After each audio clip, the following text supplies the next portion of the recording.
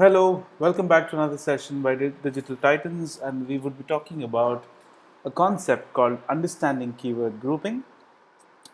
And we have made this session very interactive without using any presentations or slides because that takes the essence away and it could get too serious sometimes where you could just miss the essence of the point. Now, when we talk about keyword grouping, it is very important for us to start understanding or revisiting what we had discussed about AdWords account structure. Now, it is not necessary to explain again that when an individual wants to advertise on Google, the first thing he or she would have to do is to sign up for an AdWords account. When you sign up for an AdWords account, it's pretty much a shell account or a dummy account without any content in them. And then you put in all your campaigns, ad groups, ads, and keywords. So if you look at the illustration onto your left, which is this.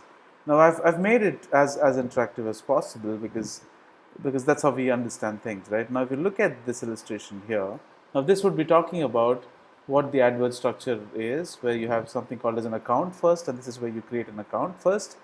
And in the AdWords account, you have something called as campaigns. Now your campaigns have something called as ad groups, and ad groups in turn are divided into ads and keywords. Now, technically, there is no what do you say? There's no limit on the number of campaigns you can have. Now, if you talk about a product where an advertiser comes to you and he says that he wants to focus on a particular product number one, you would create a campaign and then you would split this into ad groups and keywords, right? Now, if the same advertiser has another requirement tomorrow and he would want to focus on another product or a product category, you could always create another campaign, which is campaign number 2 in case this is campaign number 1, and this could further be divided into ad groups again, right? Now these ad groups can be again split into ads and keywords. The only difference between these would be talking about two different products, right? Now similarly, your ad groups can also be many. In a campaign number 1, you could have multiple ad groups, say ad group 1 and ad group 2. Now you could have as many number of ad groups as you want, and that there's no limit on that. Now once you set up an account structure like this, it is very important to recollect what we had discussed in another session where we spoke about quality score, that your account structure has an impact on the way your ads are ranked. So your ad rank get influenced by how your account is structured. Now once your account is structured, and in any particular way, you could be focusing upon one campaign or two campaigns, or you can have multiple ad groups and anything of that sort. Now once this is streamlined, now what you would have to do is you would have to make sure that it is represented very clearly, and once the account structure is created, there are certain guidelines that you would have to understand about creating ad groups and how should you add keywords, what kind of keywords should go into a particular ad group, and things like that. So that is exactly what we would be talking about in the next few, not slides, but in the next few minutes of the discussion. Now, to get into the discussion straight away, I would want you to quickly go through this whole illustration again, where an account is created into a campaign are split into ad groups can be divided into ads and keywords, right? Now let's take an example in understanding this more clearly, and then we would talk about the importance of keyword grouping, and we would also discuss about how keywords are grouped and what is the best way to group keywords.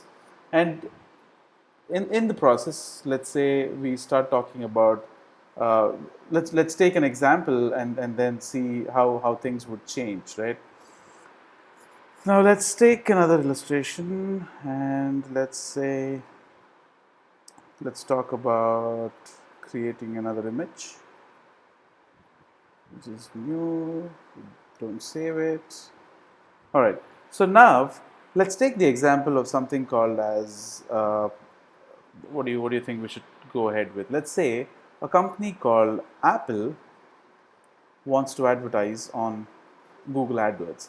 So Apple comes to you and they say that they would want to be creating an AdWords account to promote a set of their products. Now, in this case, Apple becomes the account. Now let's start talking about or mentioning what these things are here. Now, Apple is the account, Now, an account has something called as campaigns, right? In the previous example or in the previous discussion that we had. Now, account is divided into campaigns. Let's say, what kind of campaigns can Apple create, or what should they be focused about? Now, who really decides that? I mean, do I have a call on deciding what Apple wants to advertise? Let's say Apple wants to advertise something called as iPhones. Now, if they come to you and they tell you that, hey, listen, my product is iPhone, and I would want to promote a product called iPhone, and I would want to focus and get as many sales or whatever their goal of creating an AdWords account is. Now, in this case, iPhone becomes a campaign, and as we all know, campaigns can be created into ad groups, right? Now, iPhone can be split into, let's say, a set of ad groups. And as we all know, let's say we have iPhone 6, we have something called as iPhone 6s. Let's say I have iPhone 7, and I also have something called as iPhone 10, right? Now, these are the list of ad groups that Google can help Apple to create. Now, an ad group called iPhone 6, or let's start with iPhone 10. Now, an ad group called iPhone 10 will have keywords and ads. Now, what kind of keywords do you think will be here? Now, what kind of keywords do you think will be here in this ad group? Now, what kind of keywords do you think one should come up in this ad group, and what kind of keywords do you think one should come up when he talks about an ad group called 6, right? Now, at the end of the day, you cannot deny the fact that AdWords is a machine, right? It's not a human. It's just a machine, and it cannot think like a human. Now, because it is a machine, the machine can only understand certain amount of things. So all the keywords that you talk about here should only be talking about iPhone 10, or let's say buy iPhone 10, right? Or you can say best iPhone 10, or let's say cheap or discounted iPhone 10. So you can only talk about iPhone 10 here, because this ad group is it belongs to a product called iPhone 10, and the ad that you write here would also be talking about iPhone 10, right? Now you can say buy an iPhone 10, best discounted prices, blah blah blah. So you can come up with that. Now, when you talk about another ad group called iPhone 7, now here you would be only talking about things like iPhone 7, buy best iPhone 7, or cheap iPhone 7, so whatever. So all the keywords here should be talking about only one thing, which is iPhone 7. Now, similarly, you would have to only focus upon coming up with keywords for iPhone 6s in this ad group, and only keywords related to iPhone 6 in this ad group, right? Now, think about the end result. When a user goes to google.com, let's say a user goes to Google and he searches for a keyword called best iPhone X. Now, what is he expecting to see? Now, if this is the user, right, what is he expecting to see? Now, he is expecting to see an ad which is only talking about iPhone X, and this is the ad description. Now, he is expecting to see iPhone X because he has searched for a keyword called best iPhone 10, right? Now, if he searches for best iPhone 10, and if I show him an ad for another ad group from another ad group called iPhone 7, he's not going to be too happy about it, because what he's looking at is very clearly iPhone 10. Now, for the system to show an ad which is exactly related to the kind of product he's searching for, it becomes very important for me as an AdWords specialist or a digital marketing specialist to focus upon something called as grouping keywords. Now, grouping keywords is as simple as this. You go to Keyword Planner and you get a list of all the keywords that are related to your list of all the product keywords that you think are related to your business. Now, in this list, you will have keywords related to iPhone 6, iPhone 6s, iPhone 7, iPhone 10. And you will also have keywords like generic keywords like buy iPhone, best iPhone, iPhone deals, and things like that. Now, you have a list of all these keywords. Now, it is your responsibility as an AdWords specialist that after you find these keywords, you should start grouping them into relevant categories of 6, 6s, 7, X, and a generic ad group called iPhone in general. Now this is called as keyword grouping. And why do you have to do it? You would have to do it for a very simple fact that a very clear-cut account structure, which talks exactly about individual products in different ad groups and not together, will definitely have a bearing on your ad rank. And ultimately, as an advertiser or somebody who is helping the advertiser, my goal is to get the best ad rank for my client, right? Now, once you have the best ad rank, that is all the client needs, and this is how you would go about creating or grouping keywords. Now, a lot of people in our experience have tried different ways to, let's say, create or group keywords, right? So let's save this. Now, what they would do is some of them are beginner mistakes. Some of them help when you're a beginner, but actually eat away a lot of time as you gradually progress. So some of them try using Excel sheets to copy all the list of keywords in an Excel sheet and then manually group them into different groups.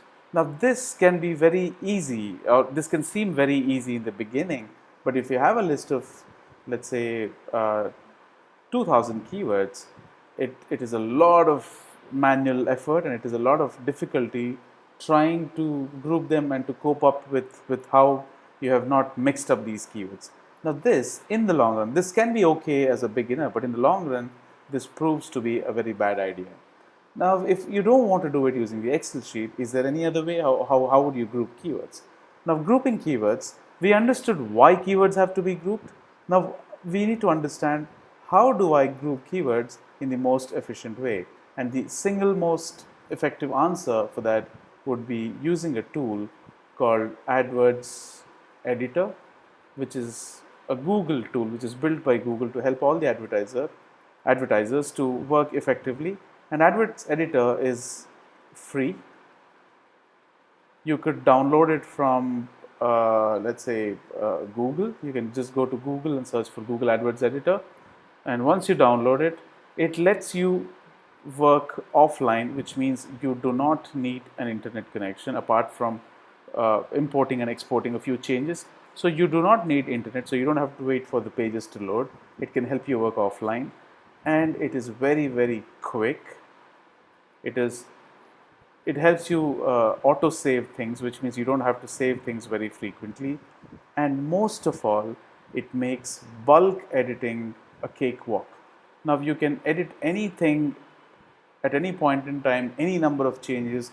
You can replace text, add text, append text, copy and paste text, and group keywords in the most efficient manner, right? Now what we would be talking about after we understood how to group keywords is we would be talking about how to work on AdWords Editor most effectively, because this is a very, very important sign to watch out for. If anybody claims to be the king of AdWords or the digital marketing, he should be well versed with how AdWords Editor works, and he should be very thorough when it comes to understanding the concepts. So that's it for now as far as grouping keywords is concerned, and I will see you soon in another session where we talk about AdWords Editor. Happy learning until then, and if you have any questions, you know what to do.